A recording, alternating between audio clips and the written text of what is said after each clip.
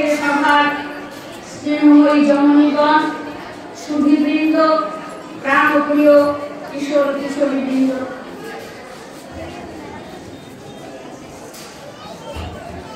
আজকের এই শুভ মুহূর্তে প্রথম যে দুটি কথা আমি বলবো আমার প্রাণের অনুভূতি, সেটা হলো বাঁকুড়া থেকে যখন আমি আমন্ত্রণ পেয়েছিলাম সেদিন থেকে যে ভাবটি আমার মধ্যে জাগ্রত হয়েছিল সেটি হলো আমার মনে হয়েছিল বাড়িতে একটি মেয়ে অনেকদিন বিদেশে থাকে, বিদেশের পরে অনেকদিন পরে সে ঘুরে ফিরবে।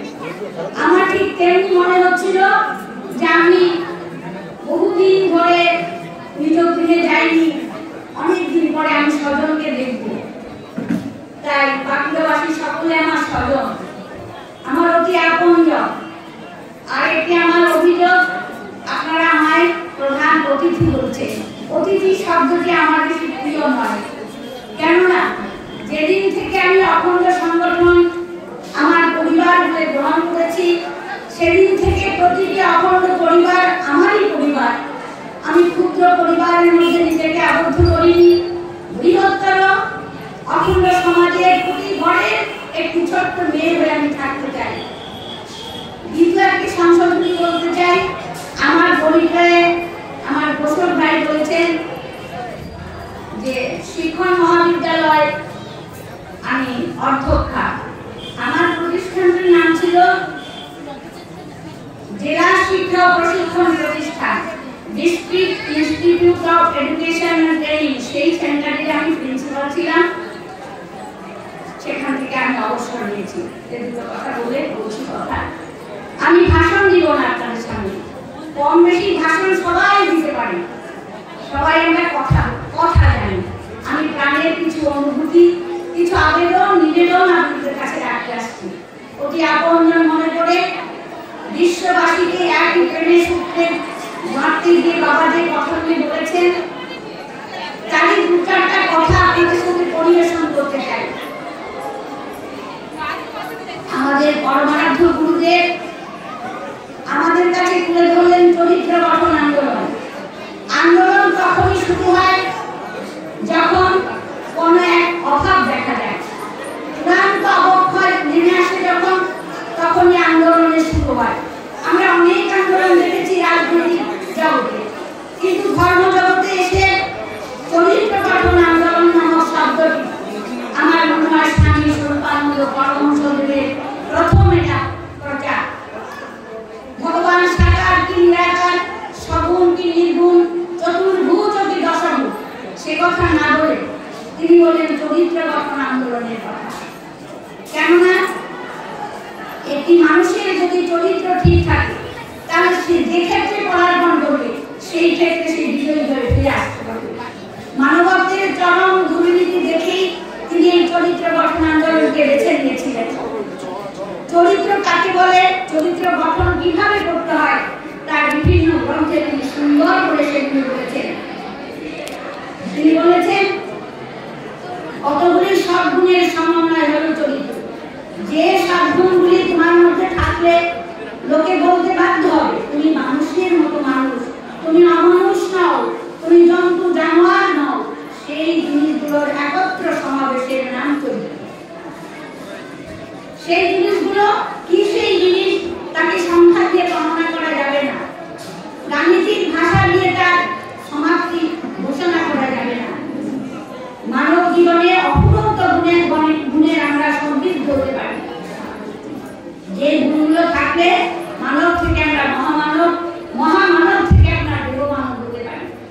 তিনি বলছেন তোমার তার পিঠের পুচ্ছ কত দীর্ঘ, তোমার পৈঁচাখানি কত লম্বা, আমি তা দেখতে চাই না।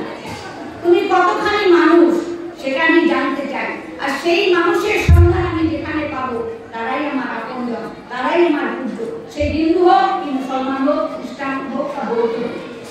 এবং তিনি পঙ্গু কথায় ঘোষণা করেছেন আমি পৃথিবীতে নূতন ইতিহাস সৃষ্টি করিতে আসিয়াছি, গতানুগতিকতা আমার পন্থা নয়।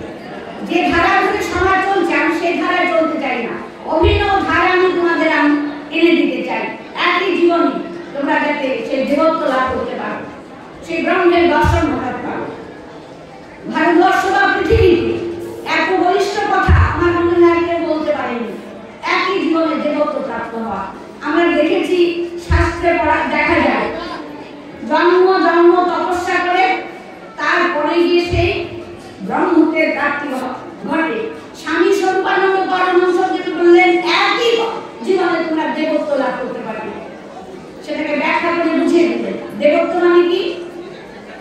দেবতা আলাদা একটা জাতি নয়, আর একটা সম্প্রদায় নয়, স্বর্গে বাস করে তা নয়। তিনি দেখিয়ে দিলেন দিন ধাতু থেকে দেবতা শব্দের উৎপত্তি, যার চরিত্রের জ্যোতি অন্যের প্রচার প্রসার ব্যতীত আপনাকেই নানা দিক দেশে ছড়িয়ে পড়ে, তারই জীবন দেব জীবন, তারই চরিত্র দেব চরিত্র।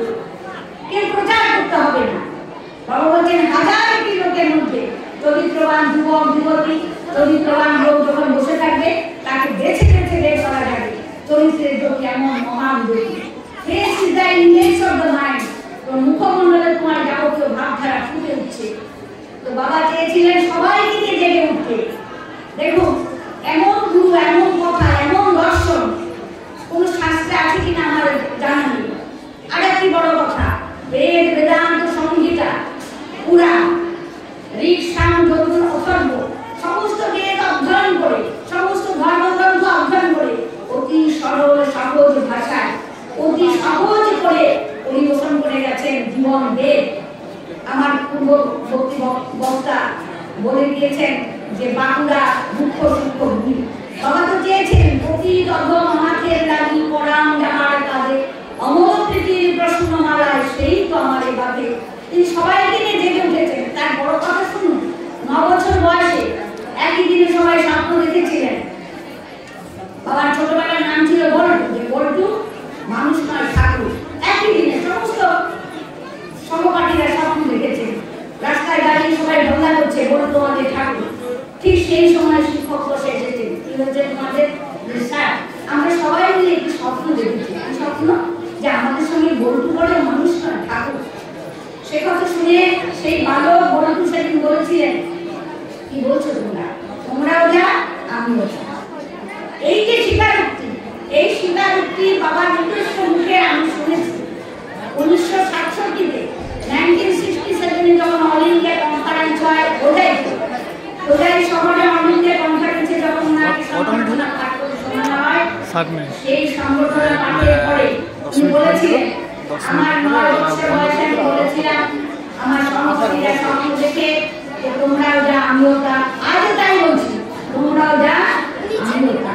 আমাকে যে সংগঠনটা তোমরা পাঠ করে শোনালে, তোমরা নিজেকে নিজে সম্বর্ধিত করলে, এইগুলো স্বামী সন্তান।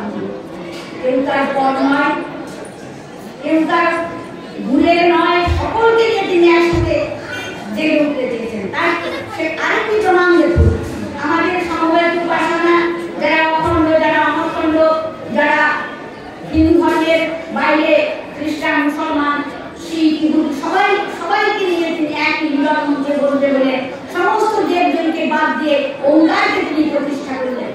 এটি কঠোর অসাম্প্রদায়িক মনোভাব। তাই বলছেন জগতের সকল সম্প্রদায় আমার, আমি জগতের সকল সম্প্রদায়। এত সুন্দর নিদর্শন ভারতবর্ষে আছে কিনা আমার জানা নেই। একই মিলন মঞ্চে সবাই বসলাম, পরব্রহ্ম তাকে আমরা ধ্যান করছি। আমাদের সামনে একটা আসন দেওয়া হলো, সেখানে বাবা সুপ্রভুর অবস্থান করছেন। জীবিতকালে তিনি স্বয়ং সেখানে বসে আমাদের আরাধনা করছেন।